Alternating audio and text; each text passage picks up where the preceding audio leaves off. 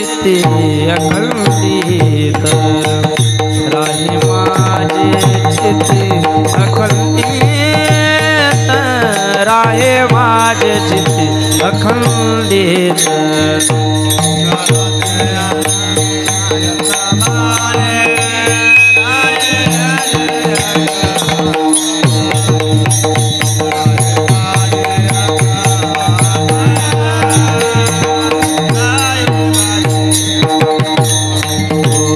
सुंदर ते ध्यान कृष्ण चक्रवर्ती राहे माझे चित्ते अखंड काला खाऊ दही भात वैकुंठी तो ऐसे नाही कवळ काही काल्याचे एकमेका देऊ मुखी सुखे घालुंबरी वैकुंठी तो ऐसे नाही कवळ काही काल्याचे तुका म्हणे वाळवंट बरवे नीट उत्तम वैकुंठी तो ऐसे नाही कवळ काही काल्याचे प्रस्तुत प्राप्त प्रसंगी प्राप्त सेवेकरता निवडलेला अभंग वारकरी संप्रदायाचा कळस असलेले वैराग्याची महान मूर्ती देहूनिवासी संतश्रेष्ठ जगदवंदनीय तुकोबाराय उर्फ तुकाराम महाराज यांचा 4 चरणाचा काल्याच्या प्रकरणातील अभंग आपल्या सर्वांच्या सेवेकरता मी आज घेतलेला आहे।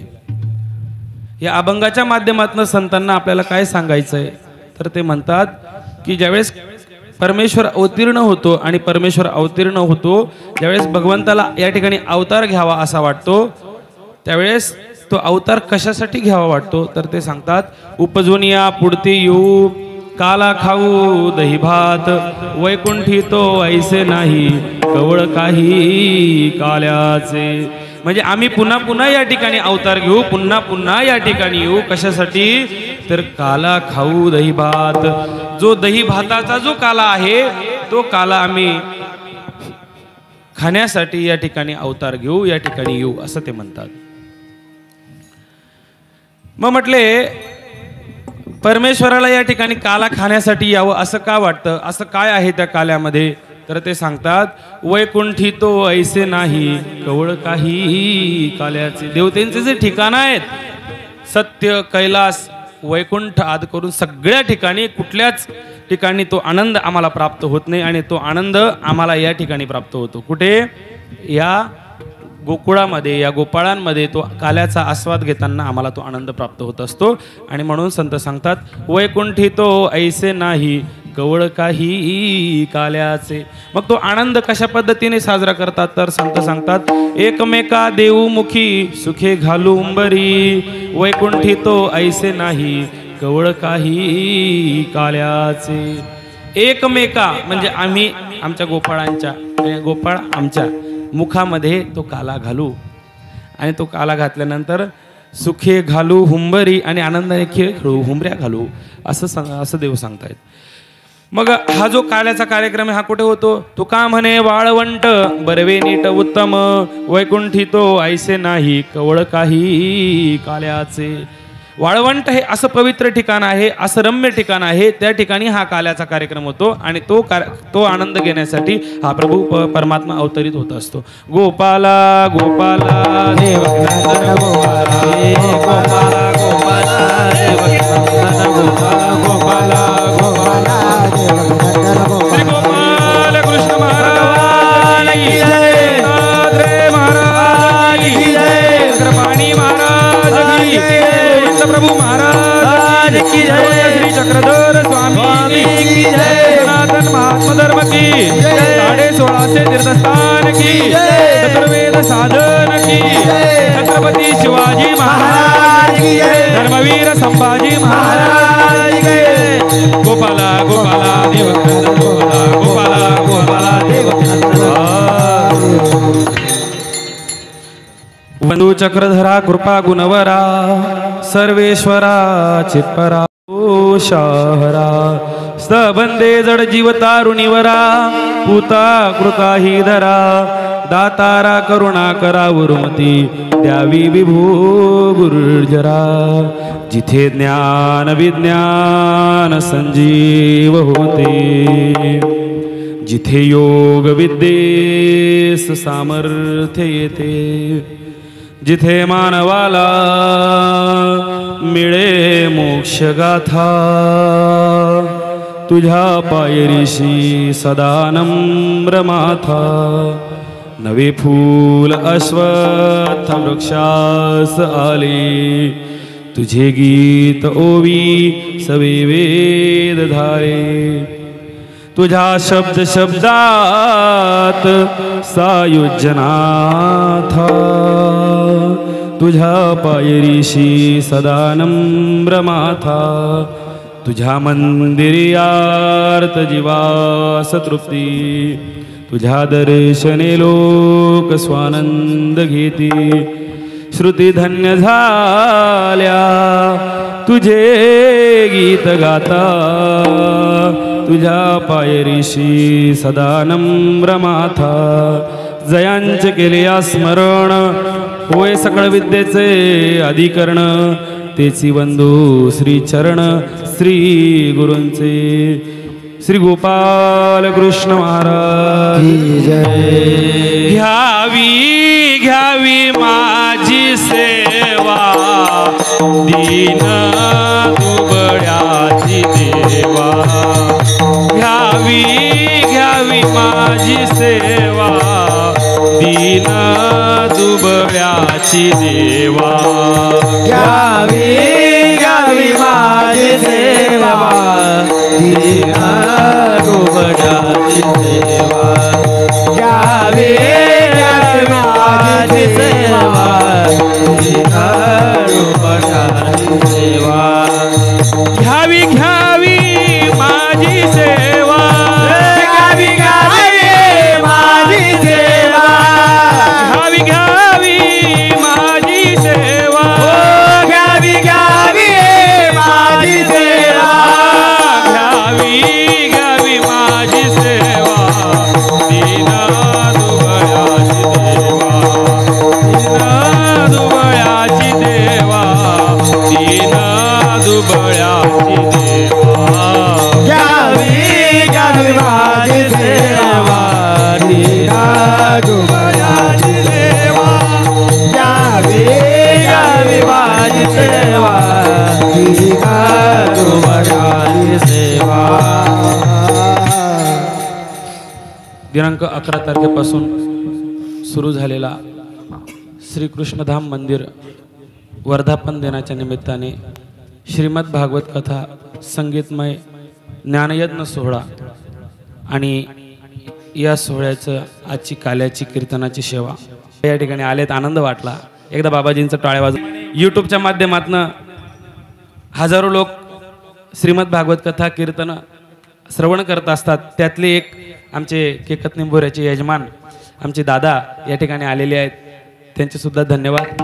या ठिकाणी आमच्या तपस्विनी माऊल्या आहेत, 2 पूजनीय तपस्विनी कोमलताई येळमकर आंबेवडगाव, पूजनीय तपस्विनी दर्शनाताई पुजदेकर आणवी। त्याचप्रमाणे यूट्यूबच्या माध्यमातून देवश्री चक्रधर या यूट्यूब चॅनलच्या माध्यमातून संपूर्ण महानुभाव पंथामध्ये नव्हेच तर महानुभाव पंथाच्या बाहेर सुद्धा ही कथा ज्यांनी प्रसारित करण्याचं काम केलं। जवळजवळ 50-50 हजार 1-1 लाख लोक हा कार्यक्रम बघत आहेत, असे आमचे परमपूज्य सन्मित्र तपस्वीराज दादाजी राहेरकर तरडगाव जिल्हा सातारा बाबाजी या ठिकाणी आलेले आहेत आणि मला उत्कृष्ट साथसंगत ज्यांची लाभती आहे असे आमचे स्नेही सन्मित्र मृदुंगमणी, त्यांचं मृदुंग वाजवणं तुम्ही सर्वांनी बघितलं, अत्यंत चांगलं मृदुंग वाजवणं आहे। माझ्यासोबत भागवत कथेला कीर्तनाला नेहमी असतात, आम्ही नागपूरपर्यंत गेलेलो आहे, असे आमचे सन्मित्र आहेत। हरिभक्त परायण हर्षल महाराज निंबोरेकर, त्याचप्रमाणे माझे दोन्ही दुसरे गायनाचार्य मित्र, एक आमचे कुठे गेले, हां ये इकडे उशिरा आले, ज्यांच्या माध्यमातून तुमच्यापर्यंत पोहोचतो।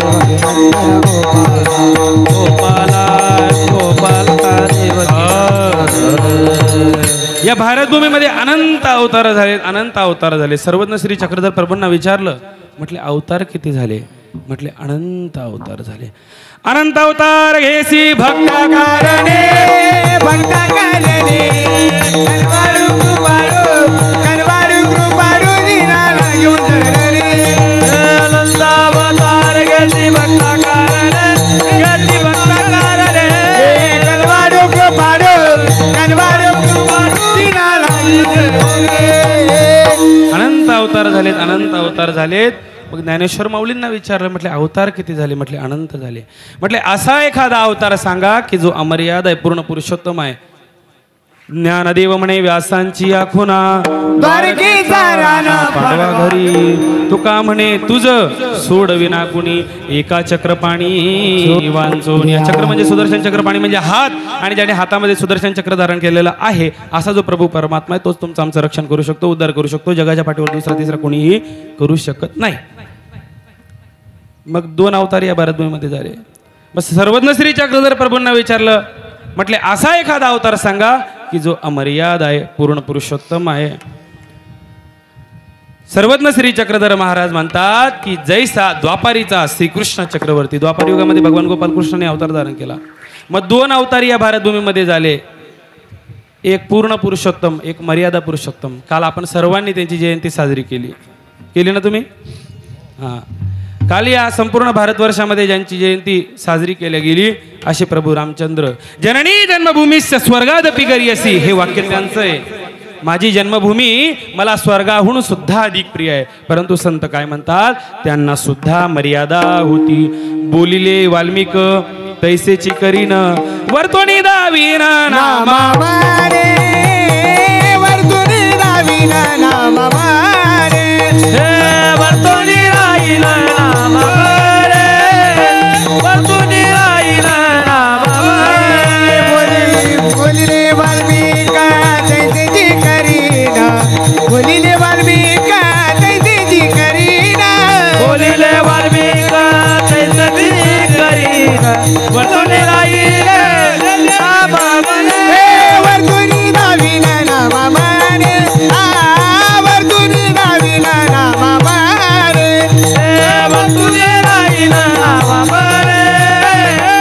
वर्तोनी राहील नामा माने बोलिले वाल्मिक तैसेची करीन वर्तुनी दाविल नामा म्हणे ज्याप्रमाणे वाल्मिकी ऋषींनी ग्रंथ लिहिला त्याचप्रमाणे प्रभू रामचंद्रांचं विहरण होतं वर्तन होतं मर्यादा होती माणसालाही मर्यादा असते परंतु माणसं मर्यादा पाळतात का बसता बसलेले उत्तर देत जा बोलत जा तब्येत बरी तुमची आज काल आहे बरं आहे ना मस्त आहे आनंद माणसालाही मर्यादा असते परंतु माणसं मर्यादा पाळतात का नाही एकदा एक माणूस सलूनमध्ये गेला कटिंग करायला तिथं माणसं बसलेले होते नंबर लागलेले होते आणि आता हा त्या ठिकाणी गेला त्या ठिकाणी गेल्यानंतर मस्तपैकी 2 तासांनी याचा नंबर आला या त्या खुर्चीवर जाऊन बसला आणि खुर्चीवर बसल्यानंतर आता तो न्हावी दाढी करण्याचं ते कटिंग करण्याचं तो काम करतोय त्याने मस्त याच्या दाढीला पाणी लावलं आणि आता यांनी त्याला प्रश्न विचारायला सुरुवात केली म्हणे का रे म्हणे काय म्हणे तू आजपर्यंत कोणाकोणाची दाढी केली तू आजपर्यंत कोणाकोणाची दाढी केली तो म्हणे मी आमदाराची दाढी केली म्हणे अजून रे म्हणे मी खासदाराची दाढी केली म्हणे अजून म्हणे मी कलेक्टर साहेबाची दाढी केली आता याचा प्रश्न विचारणं चालू त्याचं उत्तर देणं चालू हा त्याला काय म्हणतो म्हणे का रे म्हणे काय म्हणे तू कधी आयुष्यात गाढवाची दाढी केली का तो हुशार होता तो म्हणे नाही आज पहिल्यांदा करून राहिलो माणसालाही मर्यादा असते परंतु माणसं मर्यादा पाळतात का नाही पाळत परंतु प्रभू रामचंद्रांचा अवतार कसा आहे मर्यादा पुरुषोत्तम आहे मर्यादा पुरुषोत्तम या पुढे जाऊन सांगतो मग कृष्ण परमात्म्याचा अवतार कसा आहे पूर्ण पुरुषोत्तम आहे पूर्ण पुरुषोत्तम आहे भगवान गोपाल कृष्णांची राजनीती जर बघितली तर तुमच्या लक्षात येईल महाभारताचा युद्ध प्रसंग सुरू होणार होता दोघे जण त्या ठिकाणी गेले आणि अर्जुनाने दुर्योधनाने दोघांनी देवाला विनंती केली देवा आम्हाला मदत पाहिजे देव म्हणे ज्याला जे पाहिजे त्यांनी ते घेऊन जा दुर्योधन मी पहिले आलो पहिला मान माझा त्यांनी ते पहिला मान माझा म्हणून त्यांनी ती सेना घेऊन गेला शकुनी मामाने विचारलं काय आणलं सेना आणली म्हणे मग कृष्ण त्यांच्याकडं म्हणे तो रिकामा असला तरी चांगला नाही बरं चांगला नाही म्हणे तो जाऊ दे म्हणे आता झालं गेलं गंगेला बुडालं आता वापस आले युद्धाला सुरुवात होणार आणि त्या ठिकाणी अर्जुन विचारचक्रामध्ये गडून गेलेला आहे त्याला समजत नाही काय करायचं कारण सगळे नातेवाईक आहेत मारायचं कोणाला देव म्हणतात विचार करू नको, तू कोण आहे आणि तू कोणाला मारणार आहे? नयनम छंदंती शस्त्राणी नयनम दहती पावक न चैनम क्लेदयंत्यापो न शोष यतिमावृत. आत्म्याचा छेद होत नाही, भेद होत नाही, काहीच होत नाही. मरणार फक्त शरीर आहे. आत्मा हा अविनाशी आहे, म्हणून चिंता करू नको, मार यांना. आणि या ठिकाणी तू फक्त निमित्त मात्र आहेस. निमित्त मात्रम भवसव्य साचिन. तू फक्त निमित्त मात्र आहे म्हणून चिंता करू नको. चल मार. मारायला सुरुवात झाली, युद्धाला सुरुवात झाली. असा कृष्ण परमात्मा आहे. कृष्ण परमात्म्याचं चरित्र जर बघितलं तर बघा तुम्ही, आम्ही चित्रपट बघतो, अनेक प्रकारच्या मालिका बघतो. एक चित्रपट एकदा बघितल्यानंतर बोर वाटायला लागतो. दुसऱ्यांदा बघतो, तिसऱ्यांदा बघतो, चौथ्यांदा पोरांना म्हणतो काय तोच पिक्चर लावता रे, टीव्ही बंद करा दे टीव्ही. आपण मुलांना रागवत असतो का? कारण त्याच्यामध्ये काम आणि क्रोधाशिवाय दुसरं काहीच दाखवलं जात नाही. परंतु कृष्ण चरित्र 5000 वर्षांपासून संपूर्ण जग ऐकत आहे, श्रवण करत आहे, परंतु त्याच्यातली गोडी किंचितही कमी झालेली नाही. का? यामागचं कारण काय? आज काल्याचं कीर्तन आहे, काल्याचं कीर्तन आहे आज, बरोबर? मग काल्याचं कीर्तन, काल्याच्या कीर्तनात काय सांगितलं जातं? गोपाळ कृष्ण भगवंतांनी ज्या गोकुळामध्ये या लीळा केल्या त्याचं उच्चारण आज करायचंय. चरित्र ते उच्चारावे, चरित्र ते उच्चारावे, चरित्र ते उच्चारावे,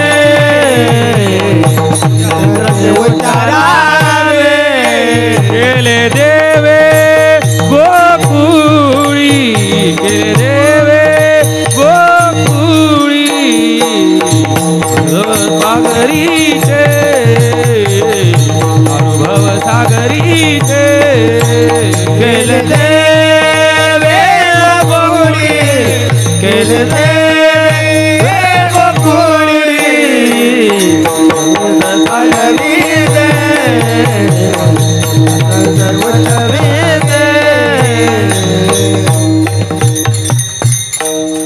चरित्र ते उच्चारावे, केले देवे गोकुळे. गोकुळामध्ये भगवान गोपाल कृष्णांनी जे चरित्र केलेले ते आपल्याला उच्चार.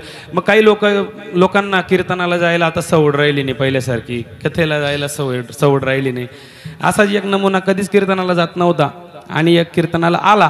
कीर्तनाला आल्या पहिल्यांदाच आला, आयुष्यात कधी कीर्तन ऐकलेलं नाही, पहिल्यांदाच कीर्तनाला आला. मस्त कीर्तन ऐकलं आणि कीर्तन झाल्यानंतर तो माझ्याकडे आला, म्हणे बाबा काय मस्त आवाज येऊ म्हणे तुमचा, काय गोड गायन केलं म्हणे, काय मस्त चरित्र सांगितलं म्हणे तुम्ही, मस्त कीर्तन झालं, आवडलं म्हणे, मला पाया पडू द्या म्हणे. पाया पडला. दक्षिणा लावतो म्हणे तुम्हाला, दक्षिणा लावली. पण मला एक प्रश्न आहे म्हणे बाबा. म्हटलं विचार ना बाबा. काय? म्हणे तुम्ही तर चांगले गोरे पान दिसता म्हणे, मग तुमचं नाव काल्या काऊन ठेवलं म्हणे. मी म्हटलं काल्या नाही भाऊ माझं नाव. नाही म्हणे तुम्ही, नाही म्हणे तिथं तर लिहिलेलं होतं म्हणे काल्याचे कीर्तन. त्याला म्हटलं बाबा गोपाल कृष्ण भगवंतांनी जो गोकुळामध्ये काला केला त्याला काला असं म्हणतात, ते काल्याचं कीर्तन होतं. माझं नाव संकेत बाबा आहे आणि माझं नाव काल्या नाही आहे, त्याला काला म्हणतात. असं अज्ञानाचा प्रसाद ज्यावेळेस वाटला जातो त्यावेळेस असंच होत असतं. म्हणून कधी ज्ञान श्रवण करत असताना कान उघडे आणि डोळे झाकलेले नाही ना, डोळे पण उघडेच. दोन्ही पण गोष्टी अशा बिलकुल एक शब्द समजला पाहिजे, ऐकू आला पाहिजे, अशा पद्धतीने ते श्रवण करायचंय. मग आज काल्याचं कीर्तन आहे. मग कोणता काला? वो काला एक बासुरीवाला, सुध बिसरा गया मोरी रे, सुध बिसरा गया मोरी. गोकुल ढूंढा मथुरा ढूंढी, कोई नगरिया छोड़ी रे, सुध बिसरा गया मोरी. वो काला एक बासुरीवाला. आणि त्या प्रभू परमात्म्याचं हे आज काल्याचं कीर्तन आहे. मग काल्याचं कीर्तन शेवटीच का बरं? कारण जगामध्ये अनेक प्रकारचे देव तुम्हाला पाहायला भेटले. गोपाल कृष्ण भगवंतांनी जो काला केलेला आहे तो प्रसाद जो आहे तो अत्यंत पवित्र आहे. आणि स्वर्गातल्या देवी लोकांना सुद्धा असं वाटतं की आम्हाला हा प्रसाद मिळावा.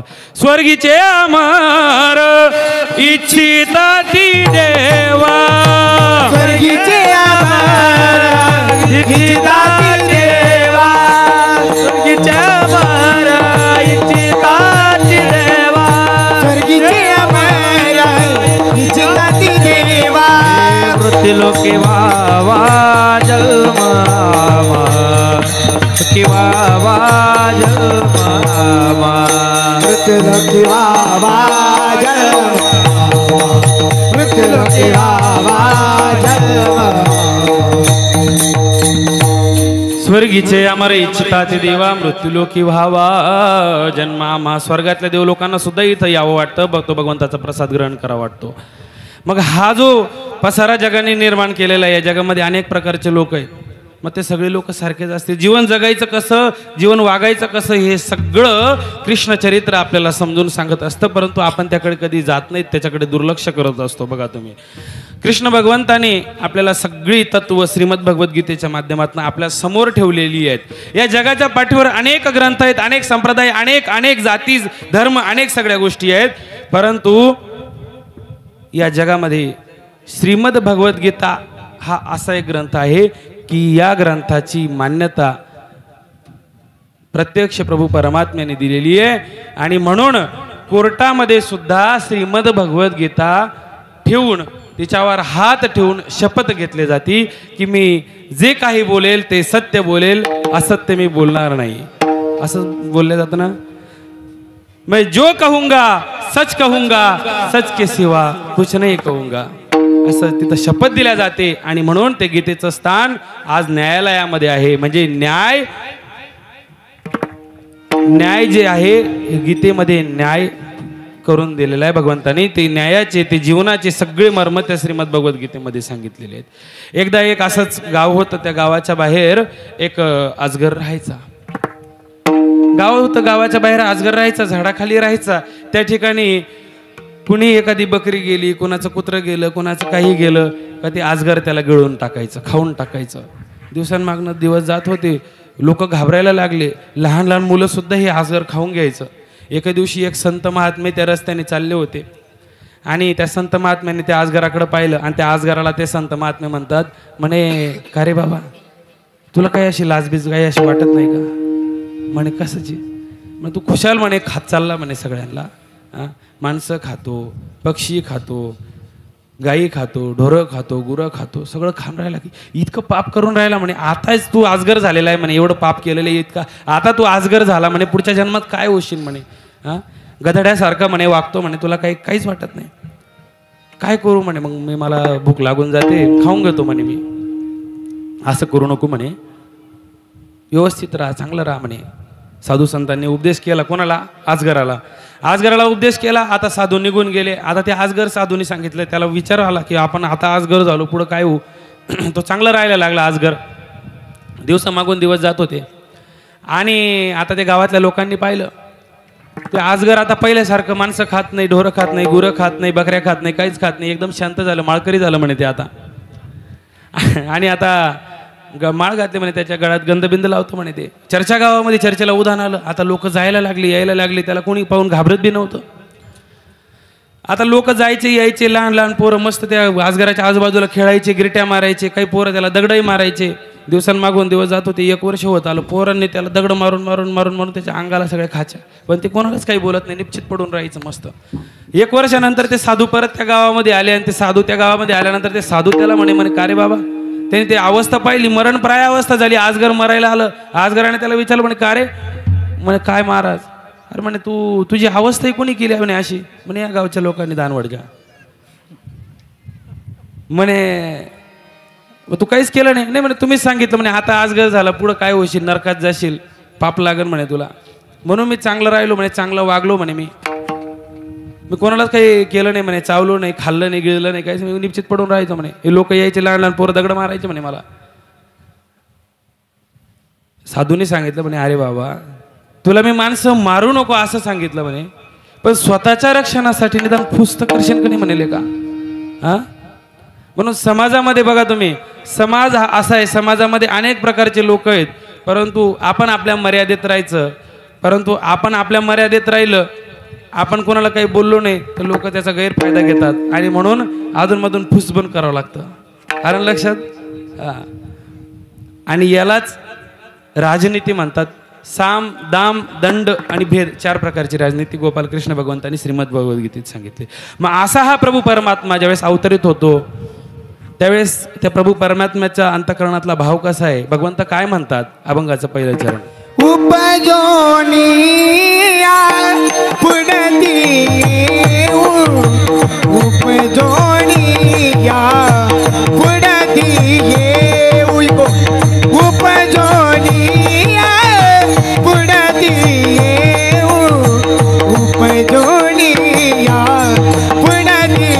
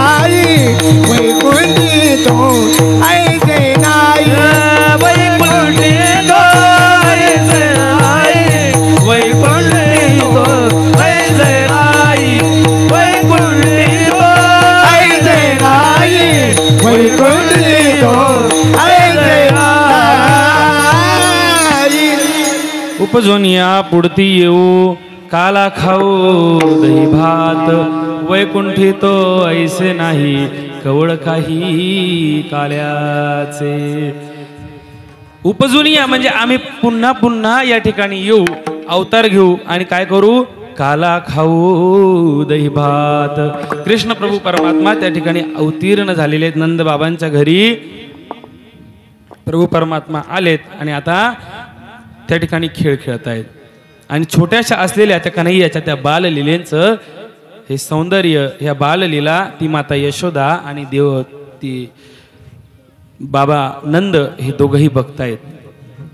कारण नंद बाबांच्या घरातलं जे वातावरण आहे ना, हा कृष्ण परमात्मा त्या ठिकाणी आल्यापासून ते अगदी प्रसन्नमय झालेलं आहे. नंदा घरी नंदनवन फुलले नंदनवन फुलले फुलले नंदनवन फुलले घरी नंदनवन फुलले नंदनवन फुलले फुलले नंदनवन फुलले. आणि त्या नंद बाबांच्या घरातलं वातावरण बघा तुम्ही. छोटासा असलेला तो कन्हैया तो नंद बाबांच्या वाड्यामध्ये खेळ खेळतोय आणि तो खेळ त्या ठिकाणी चालू असताना ही माता यशोदा त्या कन्हैयाकडे पाहते. रिंगण घाली श्याम सावळा बाळ कृष्ण तो रांगत आला. रिंगण घाली श्याम सावळा बाळ कृष्ण तो रांगत आला. रिंगण घाली गोपाला गोपाल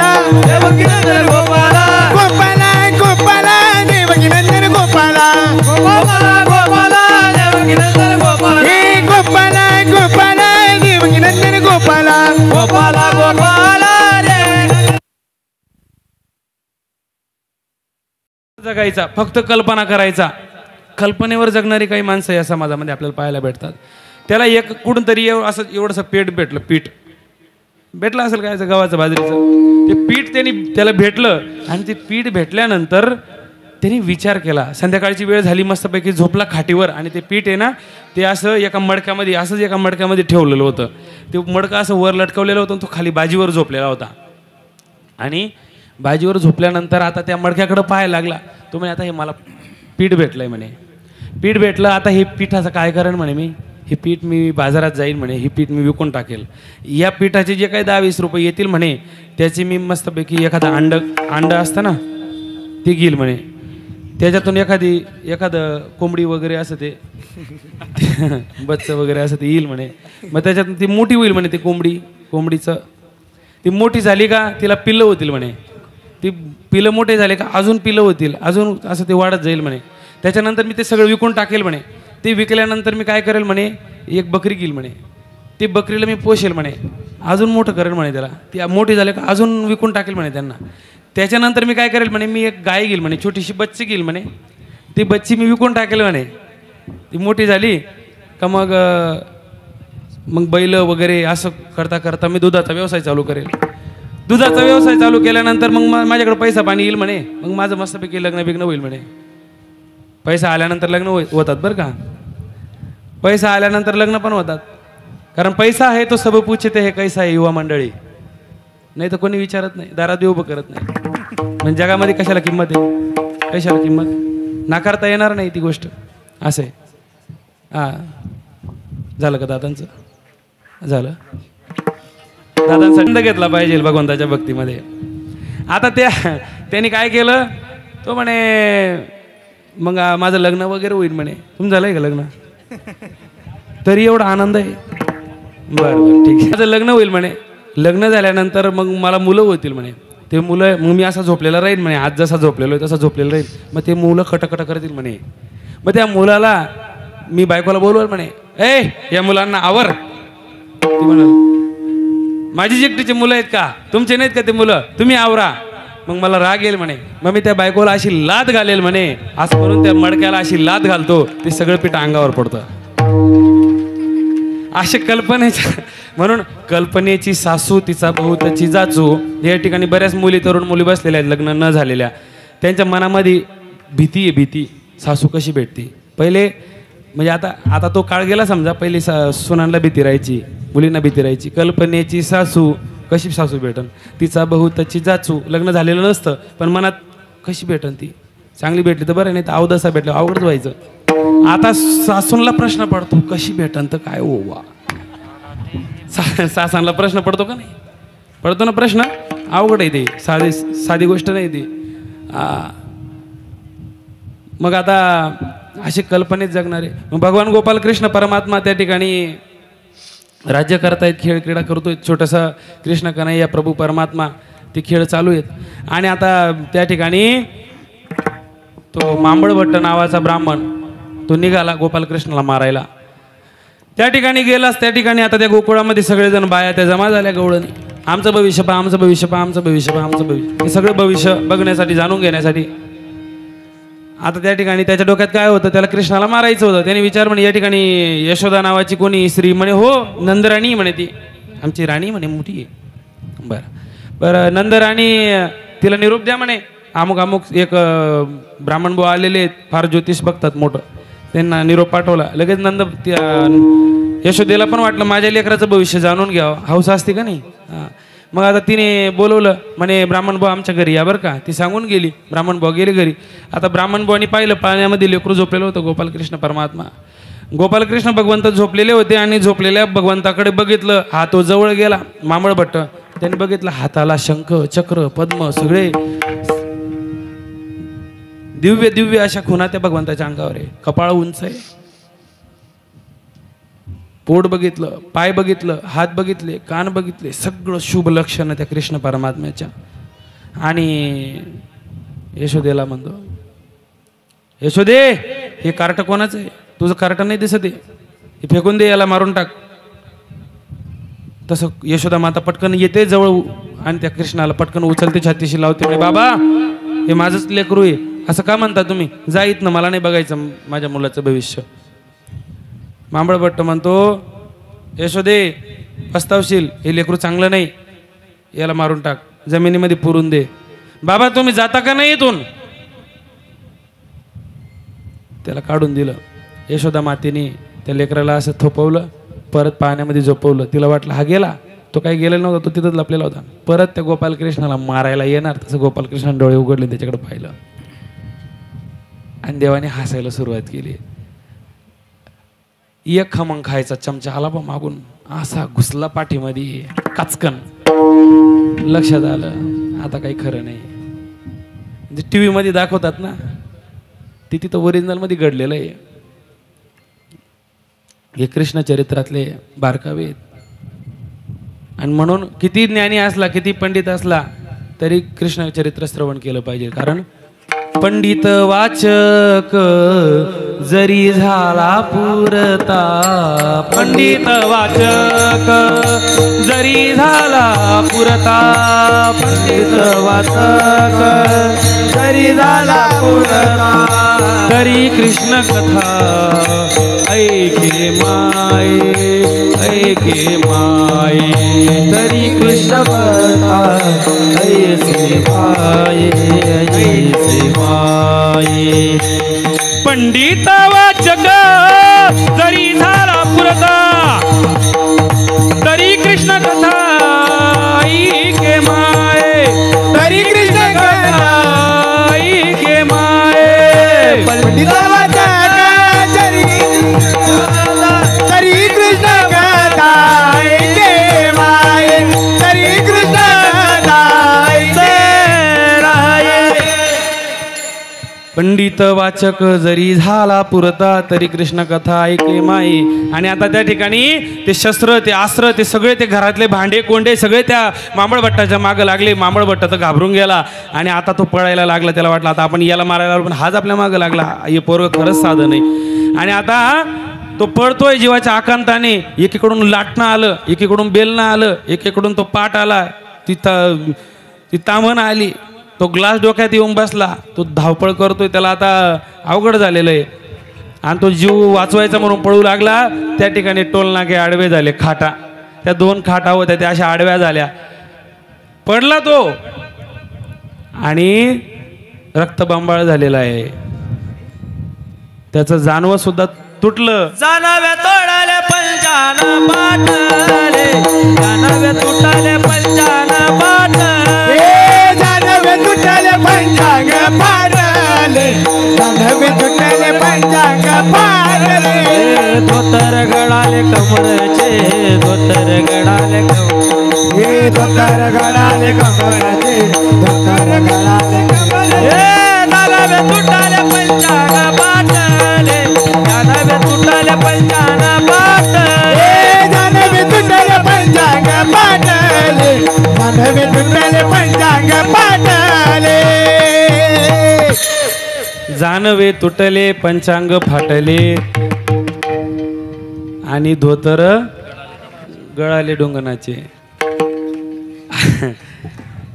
केवढा अवघड परिस्थिती झाली. तो पळत आला आणि कंस मामाला म्हणतो, मामाश्री काही खरं नाही म्हणे, तिथं ते बाळ काही साधं नाही म्हणे, ते खरंच परमेश्वराचा अवतार आहे म्हणे, तुमचं काही खरं नाही, हट चल निघ म्हणे इथनं, काहीच कामाचे नाही म्हणे.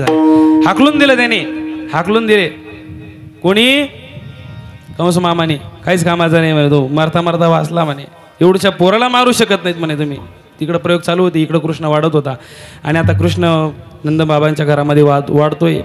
आणि गोकुळात नंद घरी कृष्ण वाढतो, कृष्ण वाढतो, मथुरेत कंस मामा मोठे मोडीतो.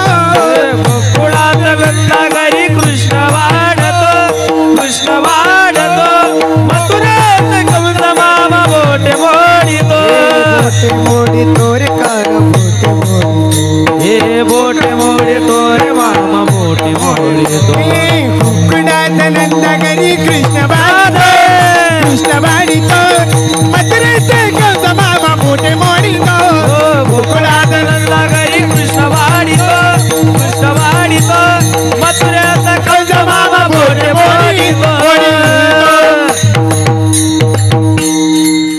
गोकुळात नंदा घरी कृष्ण वाढतो आणि मथुरेत कंस मामा बोट मोडतोय. इकडं चालू आहे क्रीडा. मग असा प्रभू परमात्मा त्या ठिकाणी आला. कशासाठी? आनंद घेण्यासाठी. भक्तांसोबत राहण्याचा आनंद परमेश्वराला एक वेगळाच येत असतो आणि तो आनंद घेण्यासाठी भगवंत या ठिकाणी येतात. कारण देवतेच्या कोणत्याच ठिकाणी त्या प्रभू परमात्म्याला तो आनंद भेटत नाही. तो आनंद भक्तांमध्ये भेटतो. आणि म्हणून संत म्हणतात अभंगाच्या दुसऱ्या चरणात, वैकुंठी तो ऐसे नाही, हो वैकुंठी तो ऐसे नाही,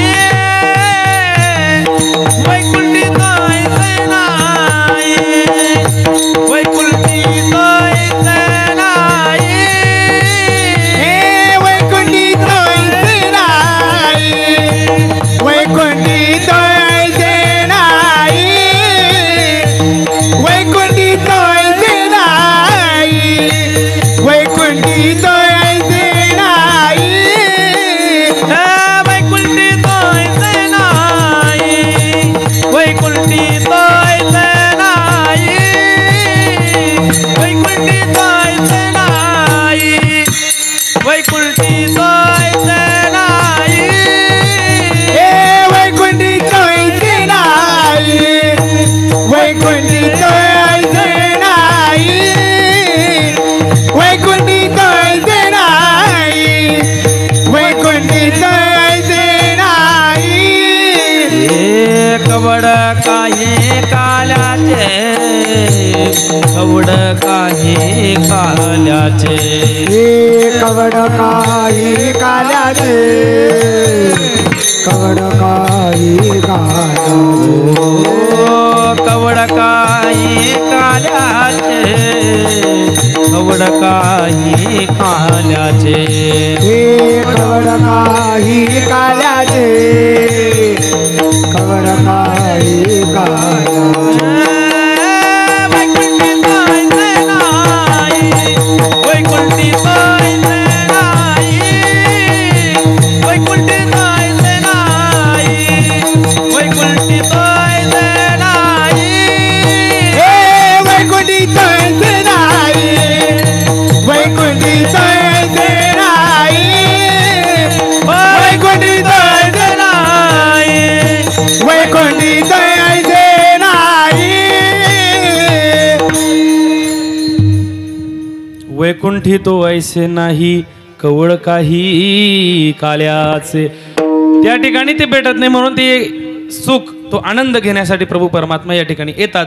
भक्तांमध्ये रममान होतात आणि तो आनंद घेतायत. प्रभू परमात्मा वाढतायत, दिवसांमागनं दिवस जात आहेत. आणि आता त्या खोड्या सुरू झाल्या. देव मोठे झाले. लहान पोर आहेत. लहान पोरं शांत बसतात का? एका लेकराच्या अंगी 12 माकडांचा चाळा असतो. आता इथं किती बसलेले आहेत? हिशोब करा आता तुम्ही. गोपालकृष्ण भगवंत जगाचा मालक आहे. आता त्या ठिकाणी प्रभू परमात्म्याने खोडा, परंतु तुमच्या लेकरांमध्ये आणि त्याच्यामध्ये फरक आहे. त्याची जी लीळा आहे त्या प्रत्येक लीळेमध्ये काहीतरी गुह्य दडलेलं आहे.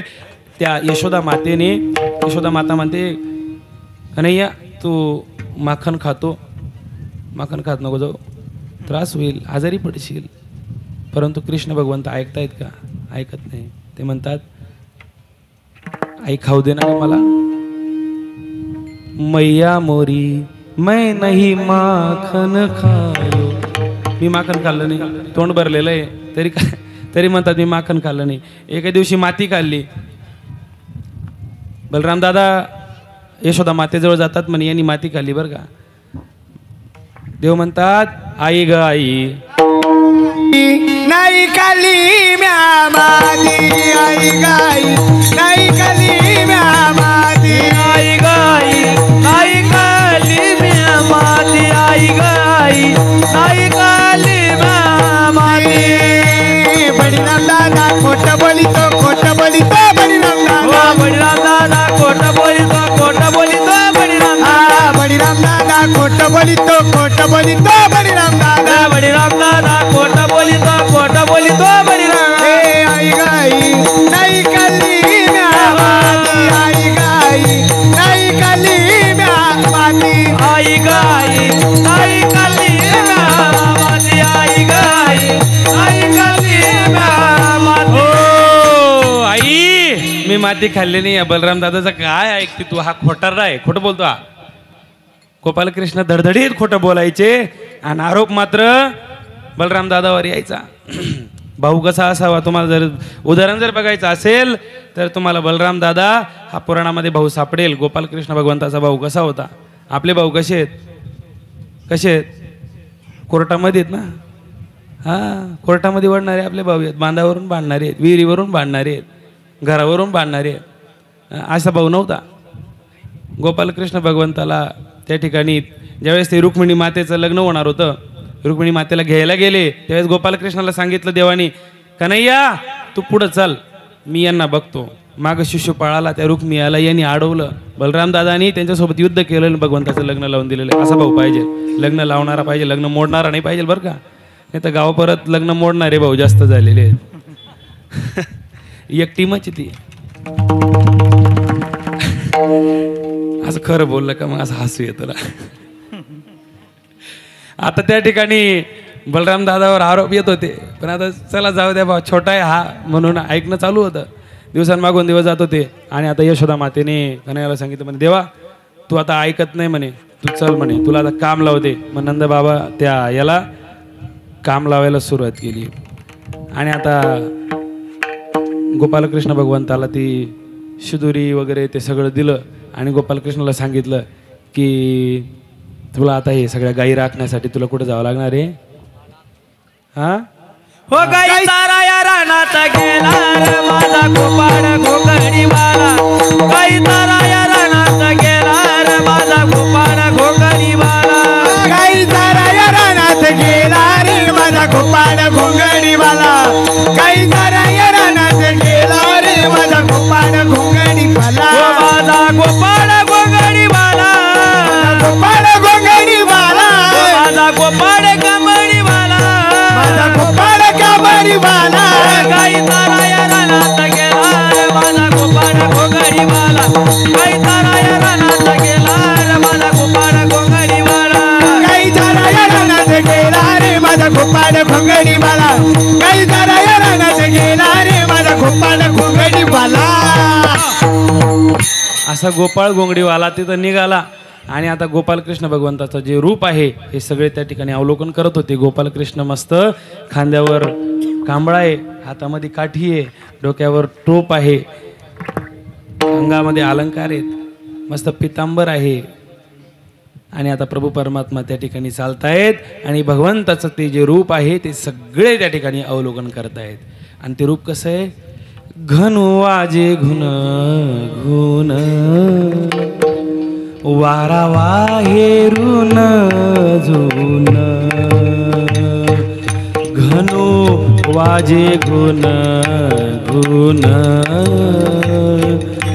वारा वाहेरून झुन. घनो वाजे घुन झुन वारा वाहेरून झुन. हे घनु वाजे उन झुन वारा वाहेरून झुन.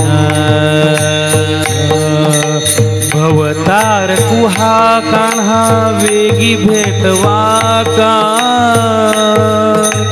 भवतार कुहा कान्हा वेगी भेटवा का. भवतार गुणाचा वेडे भवताचा.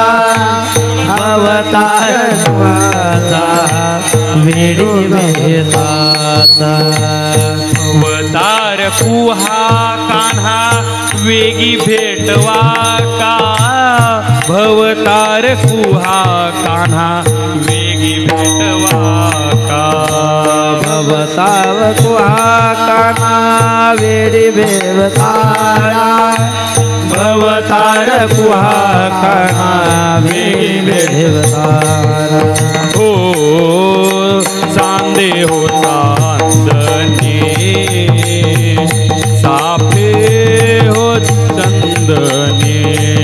हो चांदे हो चांदने साफे हो चंदने.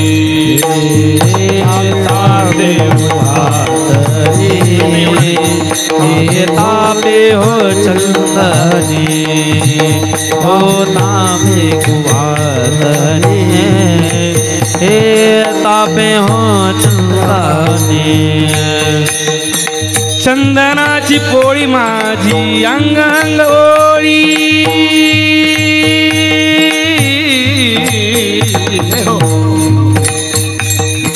चंदनाची पोळी माझी अंग अंग कोळी रानवन माळी वेगी भेटवा का रानवन माळी वेगी भेटवा का हो चांदे हो चांदणे चाफे हो चंदने हो चांदे हो चांदने चाफे हो चंदने तापे वातने तापे हो चंदने तापे वातने तापे हो चंदने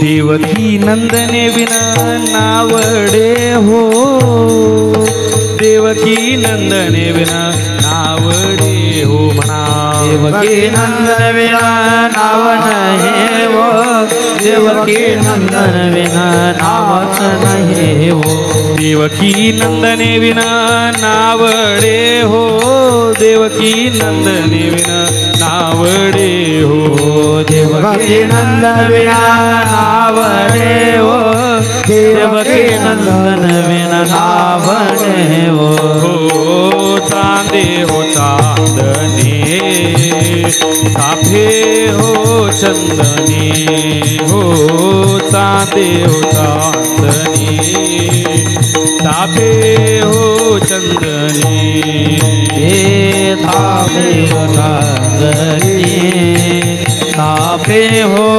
चंदने हे तापे हारही तापे हो चंदने कृष्ण परमात्म्याचं ते रूप बघण्यासाठी ते पाण्यातले मासे वर आलेले आहेत आणि त्या प्रभू परमात्म्याची ती सुंदर दैदिप्यमान असलेली ती श्रीमूर्त अवलोकन करतायत. आकाशामध्ये गिरटी घालणारा तो गरुड पक्षी जागेवर स्तब्ध झालेला आहे आणि प्रभू परमात्म्याचं ते रूप अवलोकन करतायत. गायी तासन तास प्रभू परमात्म्याच्या समोर बसलेले आहेत. प्रभू परमात्मा ती बासरी वाजवत आहेत, भगवंताचं ते रूप अवलोकन करतायत आणि एका गवळणीने त्या कृष्ण परमात्म्याकडे बघितलेलं आहे. त्या प्रभू परमात्म्याचं त्या रूपाला ते आठवते आहे. ते तृप्त झालेलं आहे कारण तो योगियांचा योगीराज त्या ठिकाणी बसलेला आहे. योगिया दुर्लभ तो म्या देखिला साधनी योगिया दुर्लभ तो म्या देखिला साधनी योगिया दुर्लभ तो म्या देखिला साधनी योगिया दुर्लभ तो म्या देखिला साधनी हो पाहता पाहता मनान पुरे धनी पाहता पाहता मनन पुढे धनी हो पाहता पाहता मनान पुरे धनी पाहता पाहता मनन पुढे धनी देखिला देखिला माये देवांचा देव देखिला देखिला माये देवांचा देव हो देखिला देखिला माये देवांचा देव देखिला देखिला माये देवांचा देवा. प्रभू परमात्म्याचं ते रूप बघण्यासाठी त्या ठिकाणी यायचे.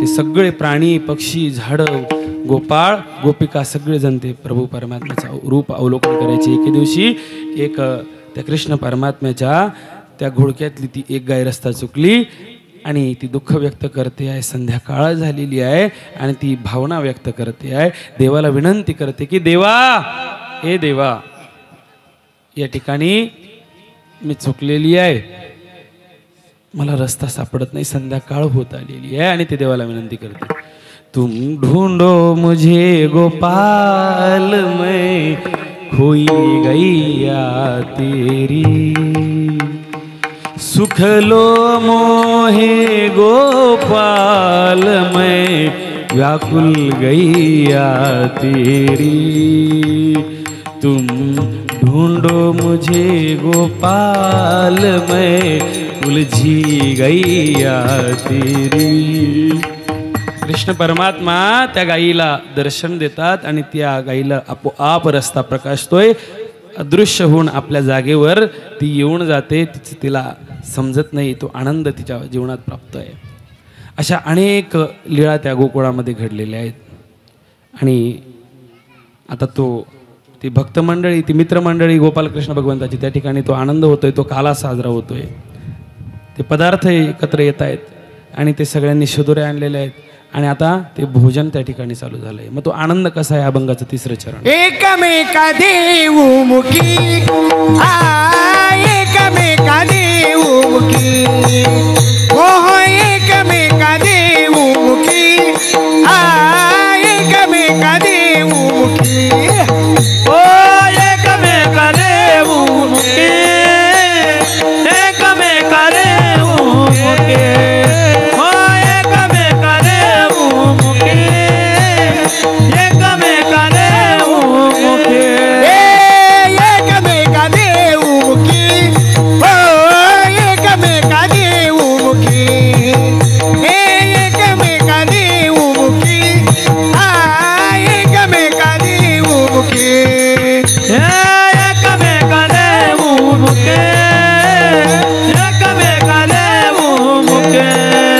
ओ एकमेका देऊमुखी, एकमेका देऊमुखी. सुखी घालू उंबरी, सुखी घालू उंबरी, ओ सुखी घालो उंबरे, सुखी घालो उंबरे. वैकुंठी तो ऐसे नाही, वैकुंठी तो ऐसे नाही, वैकुंठी तो ऐसे नाही, वैकुंठी तो ऐसे नाही, वैकुंठी तो ऐसे नाही, वैकुंठी तो ऐसे नाही, वैकुंठी तो ऐसे नाही, ओ वैकुंठी तो ऐसे नाही. एकमेका देऊमुखी, सुखे घालू उंबरी, वैकुंठी तो ऐसे नाही, कवळ काही काल्याचे. एकमेकाच्या तोंडात प्रसाद घालणं चालू आहे. देवाच्या तोंडामध्ये भक्त घालतायत, भक्ताच्या तोंडामध्ये भगवंत घालतायत. तो कार्यक्रम चालू आहे आणि असं हे सर्व चालू असताना आता रोजच्या नियमाप्रमाणे तो भगवंताचा तो प्रसाद तो चालू आहे वाटणं. त्या ठिकाणी भगवंत बसलेले आहेत आणि ते भगवंताचं रूप त्या पाण्यावठ्यावर आलेल्या त्या स्त्रिया त्या गवळणी पाहत आहेत आणि ती स्त्री, ती विरहिणी म्हणते, गोपाला देवकी नंदन गोपाला, हे गोपाला गोपाला देवकी. आणि ते म्हणते कशी, कृष्णे वेधिले विरहिणी बोले, कृष्णे वेधिले विरहिणी बोले, चंद्रमा परी तो उभा रागे माये, चंद्रमा परी तो उभा राहे मागे, नलवा चंदनू अंगी न घाला रिंगणवार, नलवा चंदनू अंगी न घाला रिंगणवार, हरि विना शून्य शेजारू गे माये, हरि विना शून्य शेजारू गे माये, हरि विना शून्य शेजारू गे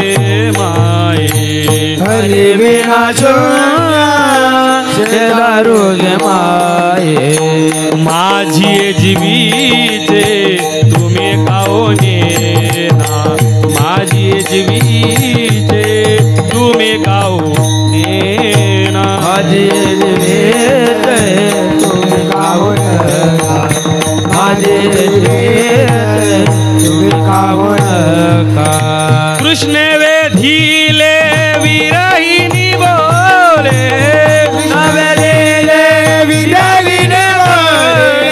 कृष्ण वेधीले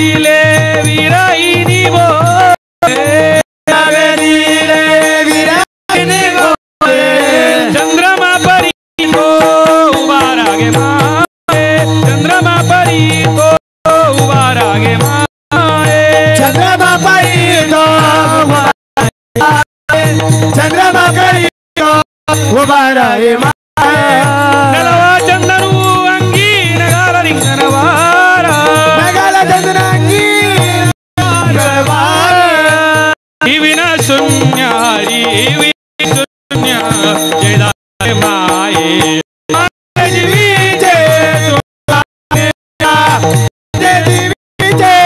तुम्ही का होणे कृष्ण परमात्म्याचं दुर्लक्षण आपण सर्वांनी हात वर करायचे आहेत. या ठिकाणी एक महत्त्वाची सूचना देतो. 2 मिनिट पहिले सूचना देतो. असं वाटतं की माझा मुलगा डॉक्टर व्हावा, वकील व्हावा, इंजिनियर व्हावा, तलाठी व्हावा, आमदार व्हावा, खासदार व्हावा, कलेक्टर व्हावा, पंतप्रधान व्हावा, परंतु कुठल्याच मला असं वाटत नाही की मुलगा परमेश्वराची भक्ती करावा, परमेश्वराचा साधक व्हावा, उपदेशी व्हावा, अशी भावना कुठल्याच आई वडिलाला वाटत नाही. की आपल्या अंतःमध्ये ज्यावेळेस निर्माण होते त्यावेळेस ऑटोमॅटिक लोक उपदेश. या ठिकाणी जर बघितलं तर आजचा कार्यक्रम थोडासा आगळा वेगळा या ठिकाणी बघायला भेटणार, कारण या संपूर्ण कार्यक्रमाचे जे आयोजक आहेत सद्भक्त श्री राहुल भाऊ या ठिकाणी ग्रंथपूजन करणार आहेत, पूजा करणार आहेत आणि त्यानंतर त्यांचा मुलगा चिरंजीव तेजस राहुल पाटील हा या ठिकाणी माळ घालणार आहे. माणूभाव पंथाच्या नियमानुसार 8 नंतर उपदेश दिला जातो. म्हणजे कृष्ण परमात्मा त्या याच्यामध्ये गेलेले आहेत. भगवंताने बॅटिंग घेतलेली आहे, पेंद्याने बॉल मारलेला आहे आणि तो खेळ सुरू झालेला आहे. क्रिकेटचा खेळ चालू आहे.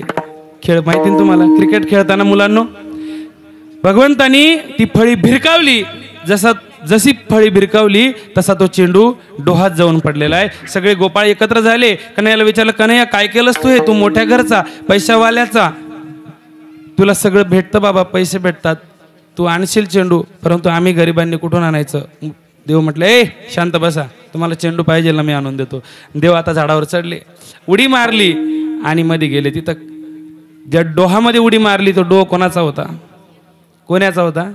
हां, कालिया नाग त्या ठिकाणी राहायचा. शंकिनी पद्मिनी नावाच्या 2 त्याच्या मिसेस होत्या. त्यांनी पाहिलं कालिया झोपलेला होता. म्हणे, बाबा रे तू कोण आहे? जा, इथं कशाला आला? आमचे पतिराज जर उठले तर तुला मारून टाकतील, सांगून घेतील. म्हटलं, नाही मी गोकुळचा कृष्ण आहे, माझा चेंडू इथं राहिलेला आहे, मी घ्यायला आलो. अरे बाबा जा, तो चेंडू भेटणार नाही तुला. देव ऐकायला तयार नव्हते. इकडं मात्र वातावरण बदललेलं होतं आणि ते वातावरण सगळे मुलं एकत्र आले. सुदामा आला. सुदामा म्हणतो, अरे काय केलं तुम्ही? हे कृष्ण कुठे आहे? त्यांनी सांगितलं, आताच त्यांनी दौडी मारली. अरे वेडे आहात का? हा डोहा म्हणजे कालियाचा डोहा आहे आणि या कालियाच्या डोहामध्ये त्या कृष्णाला तुम्ही का पाठवलं? आता त्या यशोदेला कोण उत्तर देणार? त्या यशोदेचा त्या कृष्णामध्ये फार जीव आहे. कोण निरोप कोण घेऊन जाणार?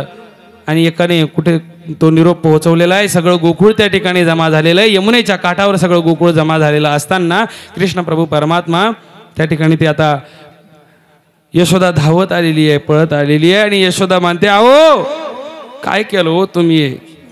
माझ्या लेकराला त्या डोहामध्ये पाठवून दिलं.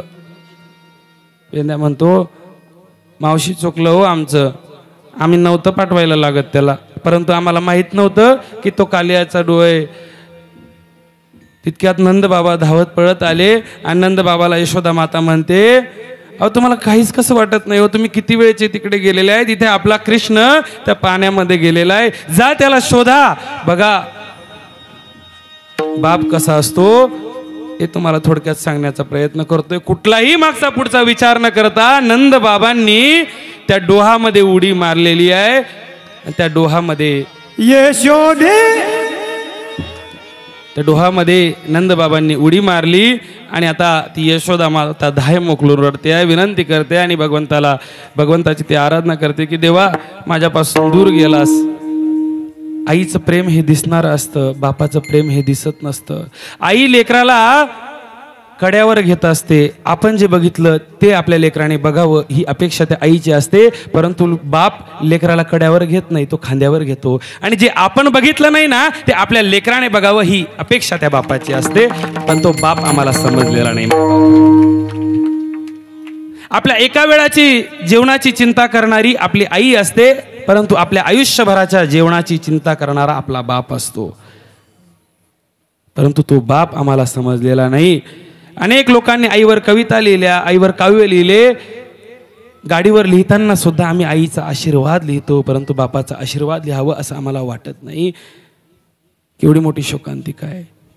आईवर अनेक चित्रपट काढले, आईवर अनेक मालिका काढल्या, पुस्तकं लिहिण्यात आले, सगळं काही झालं, परंतु आईवर झालं. साने गुरुजींनी सुद्धा लिहिताना श्यामची आईच लिहिली, श्यामचा बाप लिहावं असं गुरुजींना का वाटू नये प्रश्न निर्माण होतो. या भूमीला ज्या पुण्य पावन पुरुषाचा पदस्पर्श झाला असे जाणते छत्रपती शिवाजी महाराज, यांना जाणता राजा म्हणून ही संपूर्ण पृथ्वी ओळखते, असे छत्रपती शिवाजी महाराजांची राजमाता मासाहेब जिजाऊ सगळ्यांच्या लक्षात राहिल्या, परंतु दूर राहून कुटुंबाची काळजी वाहणारा बाप शहाजी राजा कोणाच्याच लक्षात राहिला नाही. ही सगळ्यात मोठी वस्तुस्थिती आहे. लपवा लपवा जग जेठी, लपवा लपवा जग जेठी, माझ्या बाळाला वाचवा लपवा असं सांगणारी माता देवकी सगळ्यांच्या लक्षात राहिलेली आहे. परंतु प्रचंड विजांचा कडकडाट होतोय, धोधो पाऊस पडतोय, यमुना नदी दुतडी भरून वाहते आहे आणि अशा अवस्थेमध्ये त्या कृष्णाला त्या यमुनेच्या पलीकडे घेऊन जाणारा बाप वसुदेव कोणाच्याच लक्षात राहिला नाही. तो बाप आम्हाला समजला पाहिजे. मावल्या हो, ज्यावेळेस तुमचं लग्न झालं ना त्यावेळेस त्या एका दिवसाच्या लग्नासाठी त्या बापाने खूप कष्ट केले. तो बँडवाल्याच्या पाया पडला, आचार्याच्या पाया पडला, सगळ्यांच्या पाया पडलेला आहे. इकडून तिकडून तो पैसा जमा केला, ते लग्नाचा सोहळा साजरा केला. तुम्ही तुमच्या नवऱ्याच्या घरी ज्यावेळेस निघून गेलात ना त्यावेळेस पिठलं पोळी त्यांनी खाल्लेली आहे. त्या आचार्यांसोबत पिठलं पोळी खाणारा तो बाप कोणाच्या लक्षात राहिला नाही. तो बाप आमच्या लक्षात आला पाहिजे. नंद बाबा त्या ठिकाणी कृष्णाला शोध घेण्याचा प्रयत्न करतायत, परंतु कृष्ण सापडत नाही. आणि आता इकडे कालियाचं आणि कृष्ण परमात्म्याचं युद्ध झाले. भगवंताने सांगितलं, कालिया तू या डोहामध्ये राहतो, या ठिकाणी गरळ ओकतोस, तुझ्या या ठिकाणी गरळ ओकल्यामुळे माझ्या गोकुळातली गाई वास्त्र मरताय, चल जा निघितनं. भगवंताने त्याला शासन केलेलं आहे. रक्तबंबाळ झाला, वर रक्त आल्यानंतर सगळं गोकुळ घाबरलंय, परंतु कृष्ण परमात्म्याचा तो आदेश त्या कालियाने स्वीकारला. देवा माफ करा, चुकलं माझं. आणि आता भगवंत त्याच्या फण्यावर उभे राहून नृत्य करत बाहेर आले. गोकुळात आनंदाचं वातावरण निर्माण झालेलं आहे. ती यमुना नदी भगवंताला तिने विनंती केली होती, देवा अनेक भक्तांचे अनेक दुःख तू दूर केले, माझ्या जीवनामध्ये सुद्धा एक दोष आहे, माझ्या हृदयामध्ये सुद्धा एक दोष आहे, आणि तो कालिया नावाचा दोष तुम्ही आज दूर केलेला आहे. तो कालिया नावाचा दोष भगवंताने दूर केला. भगवंत म्हणतात चला खेळ खेळूया. तो खेळ त्या ठिकाणी सुरू झाला. थकलेत, भोजन करायला बसलेत आणि आता सगळेजण भोजन करत आहेत आणि तो काल्याचा महाप्रसाद त्या ठिकाणी होतोय. चला, तो काल्याचा महाप्रसाद त्या ठिकाणी झाला आणि तो काल्याचा महाप्रसाद ज्या ठिकाणी झाला ते ठिकाण कोणतं आहे? संत तुकोबाराय अभंगाच्या माध्यमातून शेवटच्या चरणात सांगतात, तुका म्हणे वाळवंट, तुका म्हणे वाळवंट, तुका म्हणे वाळवंट, तुका म्हणे वाळवंट, बरवे नीट उत्तम, बरवे नीट उत्तम वैकुंठी तो ऐसे नाही वैकुंठी तो ऐसे नाही बरवे नीट उत्तम बरवे नीट उत्तम वैकुंठी तो ऐसे नाही वैकुंठी तो ऐसे नाही कवळ काही काळ्याचे कवळ काही काळ्याचे कवळ काही काळ्याचे कवळ काही काल्याचे काल्याचे वैकुंठी तो ऐसे नाही वैकुंठी तो ऐसे नाही कवड काही काल्याचे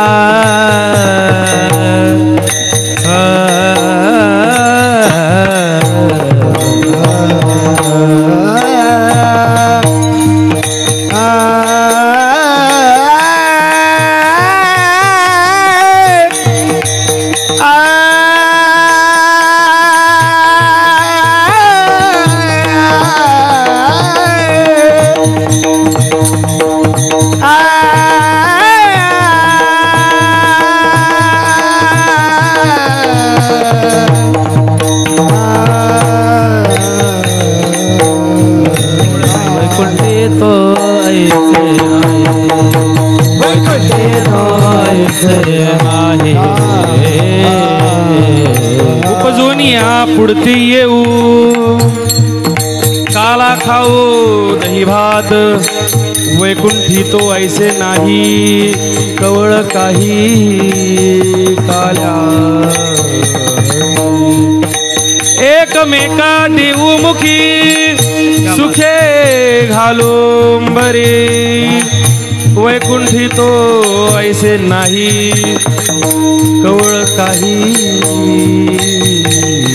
काल्याचे तुका म्हणे वाळवंट तुका म्हणे वाळवंट तुका म्हणे वाळवंट बरवे नीट उत्तम वैकुंठी तो ऐसे नाही कवळ काही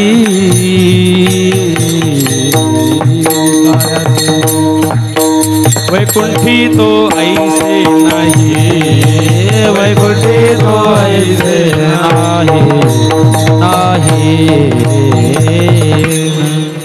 तुका म्हणे वाळवंट बरवे नीट उत्तम वाळवंटासारखी पवित्र आणि उत्तम जागा अशी दुसरी कुठलीच नाही ज्या ठिकाणी प्रभू परमात्मा तो प्रसाद ग्रहण करतायत त्या प्रसादाचं असं काय महत्व आहे तर आमचे स्वामी सांगतात की परमेश्वराच्या ठिकाणी असलेले जे पदार्थ आहेत जे कण आहेत परमेश्वराच्या संबंधाने पवित्र झालेले ते ब्रह्मादिकांना सुद्धा दुर्लभ आहेत आणि म्हणून असा जो प्रभू परमात्मा आहे त्या प्रभू परमात्म्याच्या स्पर्शाने पवित्र झालेला तो काला ते भक्त मंडळी भोजन करायचे ते देव लोक त्या ठिकाणी यायचे परंतु भगवंत त्या गोपाळांना सांगायचे काला खा बरं काला कसा व्हायचा काला कशासाठी व्हायचा अनेक प्रकारचे अनेक पदार्थ या ठिकाणी आता सगळे लोक बसलेले आहेत सगळ्यांनी खिचडी खाल्ली आणि मी जर रसभात जर खाल्ला तर पुरणाची पोळी आणि आंब्याचा रस जर खाल्ला तर चांगलं वाटेल का ते भगवान गोपाल कृष्ण त्या ठिकाणी त्या सगळ्यांच्या शिदोऱ्या एकत्र करायचे, गोपाल त्यांच्याजवळ शिदोऱ्या आणून द्यायचे. मग कोण श्रीमंत होता, कोण गरीब होता, कोण खालच्या जातीचा, कोण वरच्या जातीचा, कोण असे अनेक प्रकारचे ते गोपाळ होते. त्या सगळ्या गोपाळांना देव एकत्र करायचे, त्यांच्या शिदोऱ्या एकत्र करायच्या आणि त्या ठिकाणी भगवान गोपाल कृष्णांनी तो जो भेद आहे तो भेद नष्ट करण्याचा प्रयत्न त्या काल्याच्या माध्यमातून केला आहे. आणि आपल्याला सुद्धा भगवंताच्या भक्तीच्या माध्यमातून, या कीर्तनाच्या कथेच्या माध्यमातून तो भेद नष्ट करायचा आहे. आणि हा काला आपल्याला ग्रहण करायचा आहे, प्रसाद ग्रहण करायचा आहे. तो प्रसाद या ठिकाणी आपल्याला सर्वांना मिळणारच आहे. आणि म्हणून आपण सर्वजण भाग्यवान दैवान आहात. वेळ भरपूर झालेली आहे, 11:30 वाजलेले आहेत. 9:45 चालू झालेलं आहे. एक दीड तास झाला का? 1.5 तास झाला कार्यक्रम सुरू होऊन. तर या ठिकाणी आता अगोदर दहीहंडीचा कार्यक्रम होईल. आयोजक मंडळीने पुढे यायचं.